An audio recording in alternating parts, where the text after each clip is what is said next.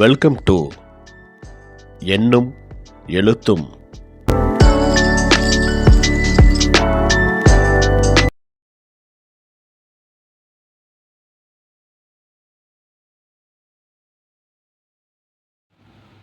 ஆசிரியர்கள், பெற்றோர்கள் அனைவருக்கும் வணக்கம். 3ஆம் பருவம் 5ஆம் வகுப்பு சமூக அறிவியல் பாடம் பயிற்சி புத்தகத்தில் இறுதியில் கொடுக்கப்பட்டுள்ள தொகுத்துரை மதிப்பீடு இந்த பகுதியில் உள்ள வினாக்கள் மற்றும் இதற்கான சரியான பதில் என்ன அப்படிங்கிறத இந்த வீடியோவில் பார்க்கலாம். சரியான விடையை தேர்ந்தெடுத்து எழுதுக. கையெழுத்து பிரதி நூலகம் உள்ள அரண்மனை தஞ்சை மராத்திய அரண்மனை. தொல்பொருள் அருங்காட்சியகம் முற்றம் மற்றும் நடன மண்டபம் கொண்ட அரண்மனை திருமலை நாயக்கர் அரண்மனை. பத்மநாபபுரம் அரண்மனை யாரால் கட்டப்பட்டது? திருவாங்கூர் ஆட்சியாளர்களால். கேரள கட்டடக்கலையில் கட்டப்பட்ட அரண்மனை பத்மநாபபுரம் அரண்மனை. மதுரை மாநகரில் அமைந்துள்ள அரண்மனை திருமலை நாயக்கர் அரண்மனை. கோடிட்ட இடங்களை நிரப்புக. நமது மாநிலத்தின் முக்கிய உணவு பயிர் அரிசி. சோளம், கம்பு, பருப்பு வகைகள் போன்றவை உணவு பயிர்கள். பருத்தி, கம்பு, எள் போன்றவை பணப்பயிர்கள். மா, வாழை போன்றவை பழப்பயிர்கள். தமிழ்நாட்டில் பயிரிடப்படும் பூ வகைகளுள் ஒன்று மல்லிகை. பொறுத்துக. வேலூர் கோட்டை, இரட்டை கோட்டை, திண்டுக்கல் கோட்டை, மலைக்கோட்டை, செஞ்சிக்கோட்டை, 3 மலைக்குன்றுகள், தரங்கம்பாடி கோட்டை, டேனிஷ் கோட்டை, புனித ஜார்ஜ் கோட்டை, சென்னை. சரி அல்லது தவறு என எழுதுக. அனைவருக்கும் கல்வி இயக்கம் 2009ஆம் ஆண்டு தொடங்கப்பட்டது. தவறு.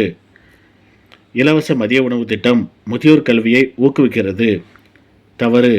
குழந்தைகளை தொழிலாளர்களாக பயன்படுத்தக்கூடாது. சரி.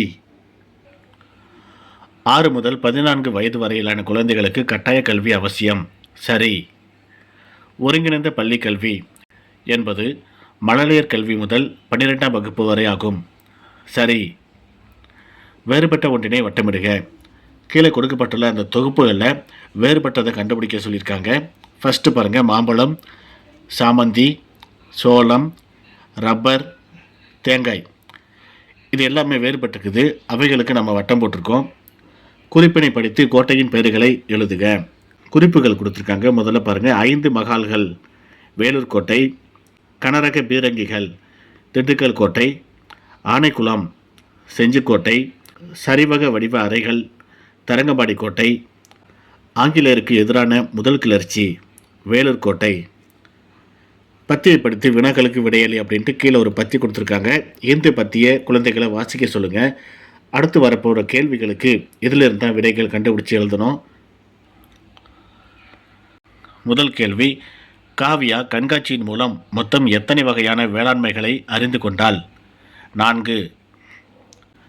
குடும்ப நுகர்விற்காக செய்யப்படும் வேளாண்மை எது? தன்னிறைவு வேளாண்மை. நவீன கருவிகளை கொண்டு செய்யப்படும் வேளாண்மை எது? வணிக வேளாண்மை. தோட்ட வேளாண்மையில் பயிரிடப்படும் பயிர்கள் எவை? ரப்பர், தேயிலை. கலப்பு வேளாண்மை முறையோடு தொடர்புடையதை தேர்ந்தெடு அப்படின்னு கேட்டிருக்காங்க. பயிர்களோடு விலங்குகளும் வளர்க்கப்படுவது. விடுபட்டவற்றை எழுதுக. கீழே அட்டவணை கொடுத்துருக்காங்க. இங்கே விடுபட்டவற்றை நம்ம எழுதியிருக்கிறோம். குழந்தைகள்கிட்ட அவங்களாகவே சொந்தமாக சிந்திச்சு எழுத சொல்லுங்கள். தெரியல எனக்கு இந்த வீடியோ காட்டுங்க. கொடுக்கப்பட்டுள்ள பயிர்களை வகைப்படுத்தி எழுதுக. அட்டவணையை நாம் நிரப்பியிருக்கோம். இதே போல் குழந்தைகளையும் நிரப்ப சொல்லுங்கள். ஓரிரு வார்த்தைகளில் விடையளிக்க. தமிழ்நாட்டில் கல்வி வளர்ச்சி நாள் எப்போது கொண்டாடப்படுகிறது? ஜூலை 15. இலவச மதிய உணவு திட்டத்தை தொடங்கியவர் யார்? காமராசர். இலவச மற்றும் கட்டாய கல்வியை உறுதி செய்யும் சட்டம் எது? அனைவருக்கும் கல்வி இயக்கம். மின்னணு கல்வியில் கவனம் செலுத்தும் திட்டம் எது? ஒருங்கிணைந்த பள்ளி கல்வி திட்டம். ஒருங்கிணைந்த பள்ளி கல்வி திட்டம் எந்த ஆண்டு தொடங்கப்பட்டது? 2018. குறுகிய விடையளி. வேலூர் கோட்டையின் சிறப்புகள் ஏதேனும் 3 எழுதுக. வேலூர் கோட்டை மிகவும் வலுவான கோட்டை. ஆழமான மற்றும் அகலமான அகழியால் சூழப்பட்டுள்ளது. இராணுவ கட்டடக்கலைக்கு சிறந்த எடுத்துக்காட்டாகும். டேனிஷ் கோட்டை என்று அழைக்கப்படும் கோட்டை எது? அதன் சிறப்புகளுள் ஏதேனும் ஒன்றினை எழுதுக. டேனிஷ் கோட்டை என்று அழைக்கப்படும் கோட்டை தரங்கம்பாடி கோட்டை. இது சரிவக வடிவத்தில் அமைந்துள்ளது. விரிவான விடையளி. தன்னிறைவு வேளாண்மை பற்றி விரிவாக எழுதுக. தன்னிறைவு வேளாண்மையில் முழு உற்பத்தியும் குடும்ப நுகர்வுக்கு மட்டுமே பயன்படுத்தப்படுகிறது. இவ்வகை விவசாயம் சிறு மற்றும் குறு விவசாயிகளால் துண்டு துண்டான சிறிய நிலங்களில் மேற்கொள்ளப்படுகிறது. இங்கு பயிரிடப்படும் பயிர்கள் பெரும்பாலும் உணவுப் பயிர்களாகும். இந்த விவசாய முறை பொதுவாக தொன்மையானது.